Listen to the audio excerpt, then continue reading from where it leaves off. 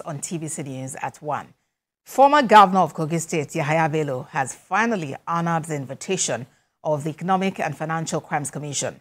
According to the statement released by Yahaya Bello Media Office, Ohiari Michael, the decision was made after due consultations with his family, legal team, and political allies.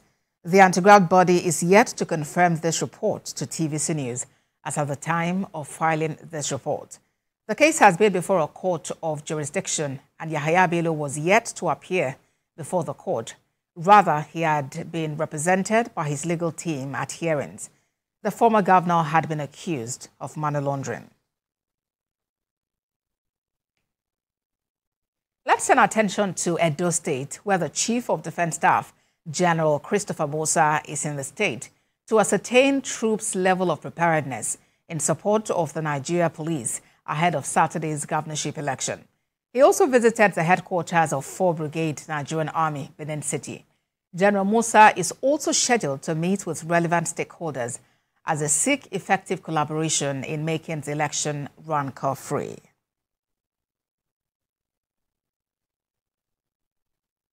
Senior reporter Theophilus Ilaba, who is monitoring developments in Edo State, joins me now. Theo, we're counting down to the elections, and now the Chief of Defense Staff is there. Tell us more about what is going on regarding security for this election. Well, Abosad, if you can hear me, of course, the Chief of Defense Staff arrived at Edo State today. He has gone to meet the governor of the state, and he mentioned that he has assured Edo residents talking to the governor that the elections will be safe, secure, and peaceful. Of course, when he came into the 4th Brigade headquarters in Benin City, he went straight into the press conference where he spoke to the press and told us that anybody that will misbehave during the elections will face the full wrath of the law, and they are here as well to ensure that there's effective synergy and collaborations between other stakeholders to ensure that the elections go on peacefully and it goes on well. Of course, in his words, and he mentioned that he assured those residents that the elections will be free, fair, and credible, and he also mentioned that if they see anything unholy or unwholesome in the elections, they should say something to the officers and they will act accordingly. He also incidentally warned his men that if they do anything that will tarnish the image of the electoral empire or of the Nigerian the security agencies, then that person will face the full wrath of the law. And so right now they are in a closed door meeting, and so when they come out, we expect a full detail of the propaganda, of course, of what they have decided to do, and we will bring that to our viewers. And Theophilus, more generally, what's the mood in Edo ahead of the election?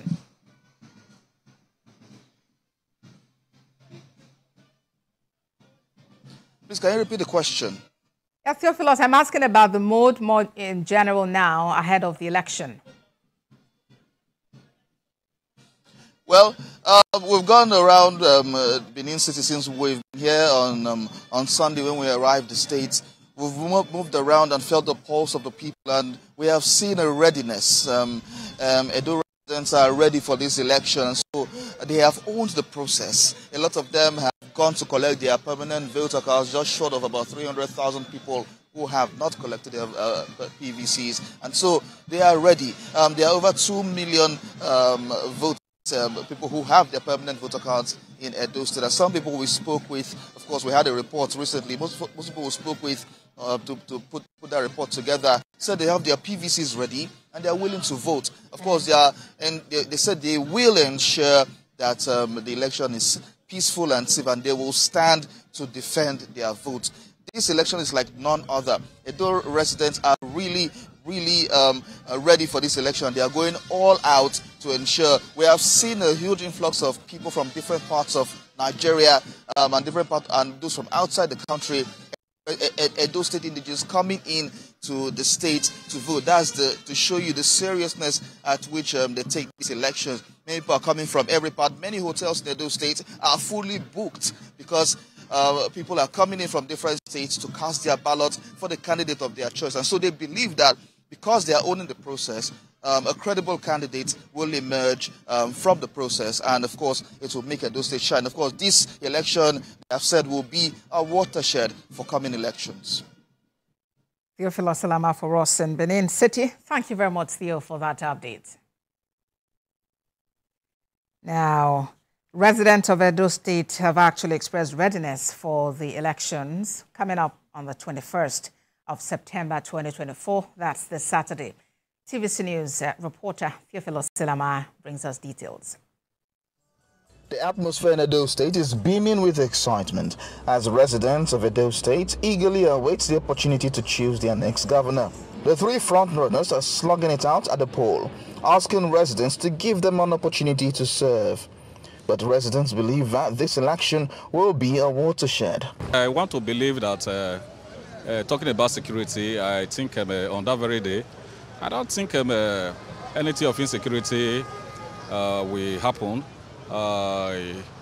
Despite the fact that the security in the country will know the way they are. But I want to also believe that it will be peaceful. I'm really hoping and clearing for everybody to not just stay at home and expect change. It's when we come out in masses, that's when we can be able to decide who rules us.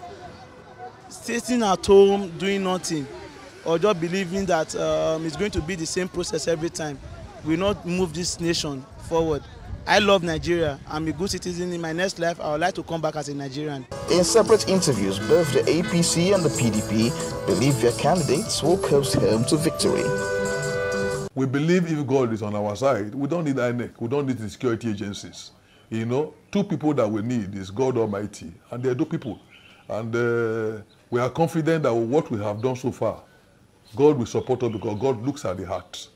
God sees the heart and he realizes that our candidate means well for Edo State. Edo people know Monde Okpewolo. They don't know the candidate of the PDP. You know, they are still trying to sell him. I don't think they would be so dumb as to finger PDP and say PDP is distributing anything to induce people. Everybody knows Governor Obaseki is the most financially prudent governor in Nigeria and has used legal processes to prosecute all the impediments he had met in his political race. Aswa Igodalo is one of the most respected bastions in the corporate industry. And if you ask everybody, they will tell you one uniform testimony about him: his integrity. As Edo residents gear up for the elections come September 21st, one thing is on their mind, despite the political differences, that they want a free, fair, and peaceful election.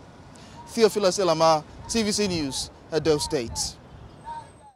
Staying with electoral matters, the Edo State Independent Electoral Commission says it is doing everything within the legal framework to ensure it conducts credible local government elections in the state next year.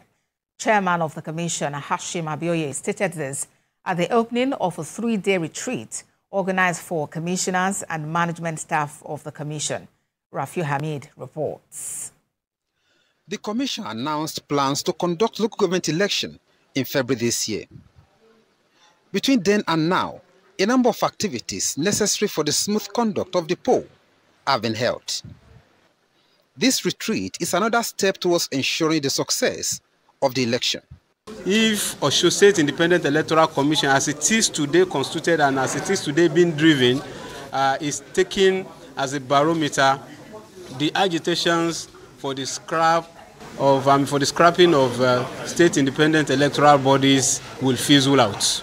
Resource persons at the retreat are optimistic that the commission will conduct free and fair election. OSEC is fully